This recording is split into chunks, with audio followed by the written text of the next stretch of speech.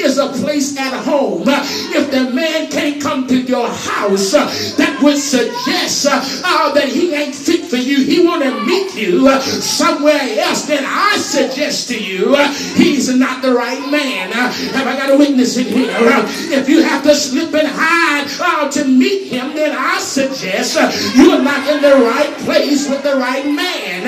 And the man needs to get an idea of who you are and what you expect. And that is discovered at your house. Somebody ought to shout, come over to my house. Yeah, if you're at the right place, God will bring you the right connection. Genesis 29 and 23. And it came to pass in the evening that he took Leah, his daughter, and brought her to him. And he went into her. And that underscores the fact that God will bring you together. But what I love about Jacob, Deacon Howard, is that when Jacob slept with Leah and thought it was Rachel, what I love about the text is that somehow Uncle Laban has slipped in at Leah instead of Rachel. Do I have any Bible readers in here? When Jacob woke up after having a good night, when the morning came, he saw it was Leah and not Rachel. In the darkness of night, there was a love affair that lasted until the morning. All night, Jacob did not complain.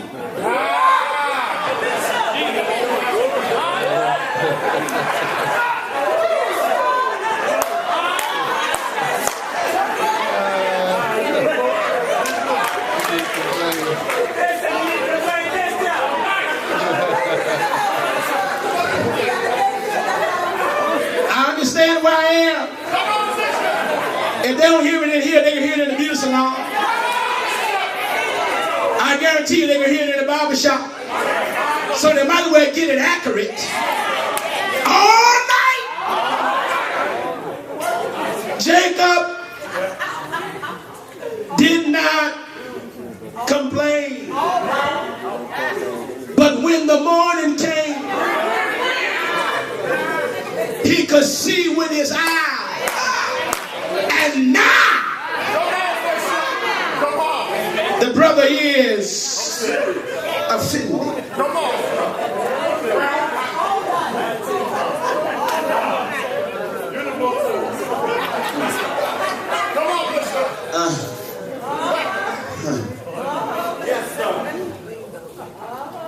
That is to suggest that it's in the darkness where sight gives away to what is sense with the mind.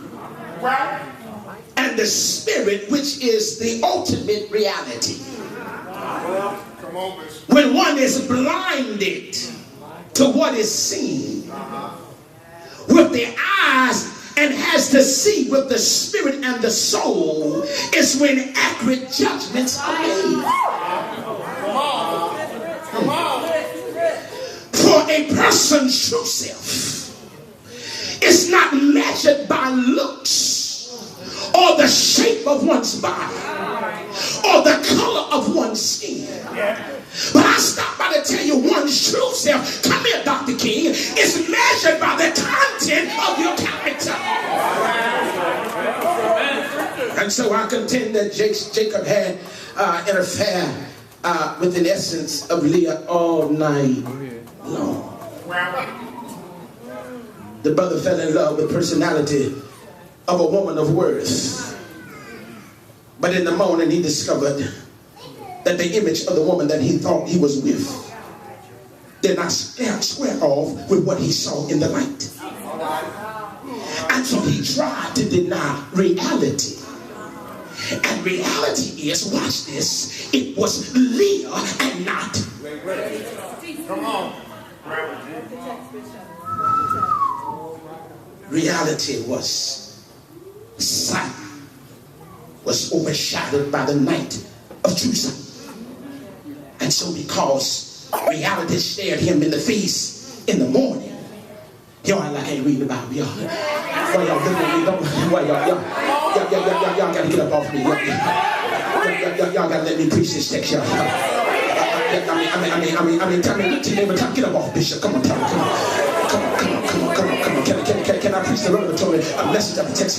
Can I stay in the text? Can I stay right here and talk? Because the reality was sight was overshadowed by the night of true sight. And so because reality had stared him in the face in the morning, in that he had a true love affair with an essence of a woman, of not the appearance of a woman, then he developed a loveless relationship for Leah. Which is to suggest we got to get beyond the flesh. And then see that we have communion with the spirit of a person.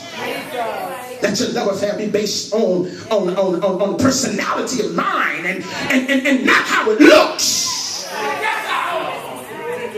So fall in love with the essence of the person and not the external connection. The stable woman knows her true beauty is in her inner character, and her outward looks has an intelligence to wait patiently on God to make a move on her behalf. Can I tell you, when you're confident in knowing who you are, your beauty is not predicated on outward looks. But your beauty is predicated on inward character. Yeah. Listen to me, ladies. You can turn down the advances of a good-looking man, whereas he thinks he's doing you a favor by paying you some attention, and that you ought to be grateful. You can turn him down and say, you know what? You don't have to settle for that. Jacob, I'm hungry stuff. I gotta get to live because Jacob enjoyed himself when the lights are off. But when the morning came, he saw he was Leah and not Rachel. Let me ask you another question. Why are things so good in the dark? But when the morning comes and you see who you really are, what was good at night, not so good in the morning. I'm discovering we're living in an hour that people they don't love you for you. They love you for what you can do for them. And you know how people they want your help when they're in trouble, but they don't want you. Well, how do you respond when you discover you have been sleeping with the wrong woman? How do you respond when you figure out you've been sleeping with the wrong man? How do you respond when you figure out that you have married the wrong woman? How do you respond when you figure out you have married the wrong man? No, I know Deacon Henry, I'm walking on eggshells. But in the reality of life, people do marry the wrong person.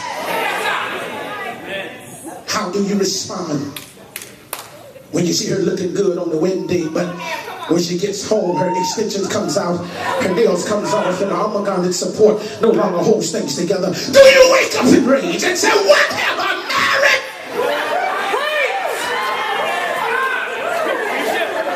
Oh, what have I gotten myself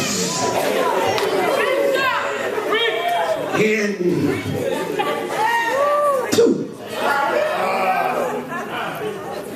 I'm almost done. Here it is. I get the benediction if y'all not interested. I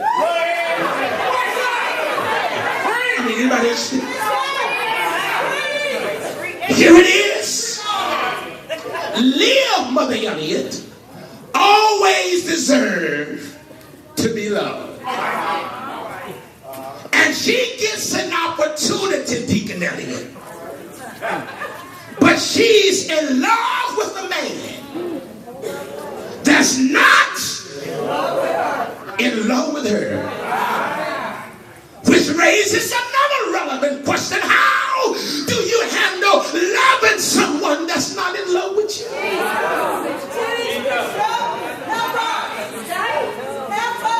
Lean over, tell your neighbor, Leah gonna help me before I leave. Yes, she is. How do you stay in a relationship and you know you are not loved?